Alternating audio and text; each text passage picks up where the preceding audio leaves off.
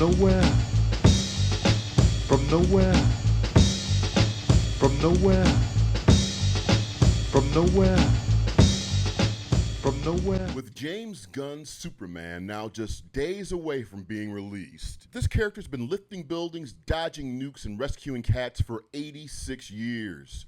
Yeah, if you check social media, you would swear Superman's toughest enemy is a comment section. Today we're talking about Superman, why he matters, why Hollywood keeps fumbling the cape, and why James Gunn's new reboot might finally stick the landing. I mean, if we quit treating it like a SnyderVerse Gunn cage match. Buckle up, because this ride's faster than a speeding bullet and twice as opinionated. Superman isn't just a superhero, he is the superhero. First blockbuster superhero movie, first time you truly believed a man could fly. But lately, the world's been weird to him. Now James Gunn, yeah, the guy who made a talking raccoon depressing, has the keys to the Fortress of Solitude for 2025.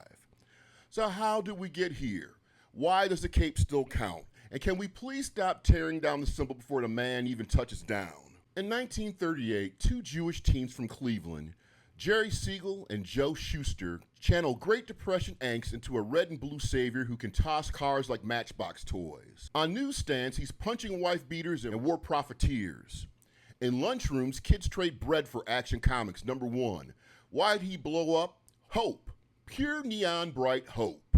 When the real world felt rigged, Superman was a fantasy that someone powerful might actually care. He wasn't edgy, cynical, or relatable. He was inspirational, a big brother, with laser eyes who would never let you down. And in 1941, when America jumped into the war, you better believe the S-Shield was on more barrack walls than pinups. Superman succeeds whenever the world needs optimism. Fast forward to 1978, Christopher Reeve doesn't just play Superman, he is Superman.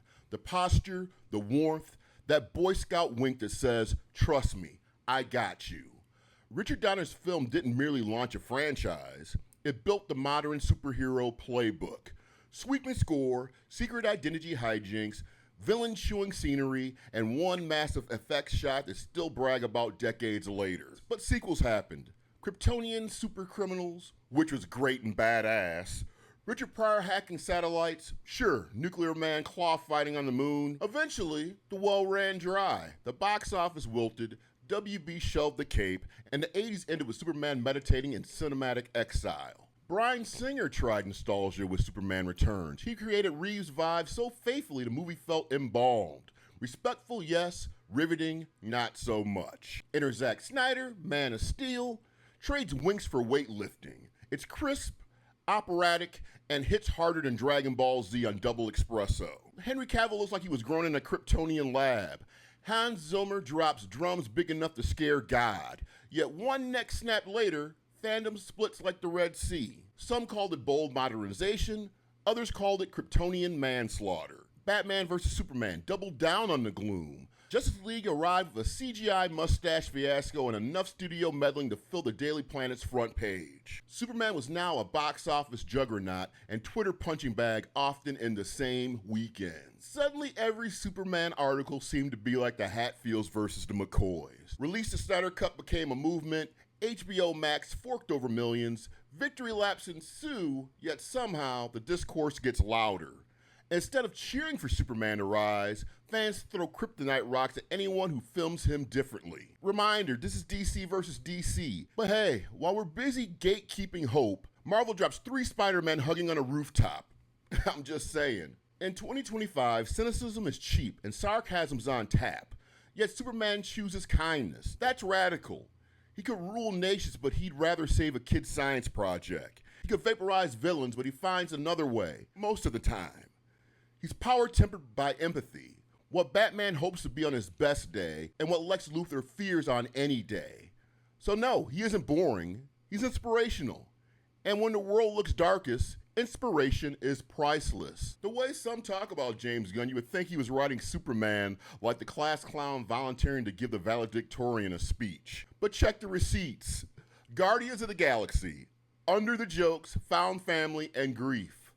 Peacemaker, dick jokes sure, but also trauma, accountability, and the cost of violence. Gunn says his Superman won't be cynical, angry, or embarrassed to smile. A kind man in an unkind world, and he's starting fresh. No baggage, no beard, no black suit, just Clark figuring out how to be the best and the brightest. And if you ask me, that's exactly what the brand needs. Sincerity with swagger. Will it work? I have no idea. But dismissing it before a single frame rolls is like booing the anthem before the game starts. And plus, Gunn's script reportedly leans into Daily Planet dynamics, Lois, Jimmy, Perry, reminding us of Superman's stories aren't about aliens, they're about humanity. Superman isn't a relic. He's a reminder.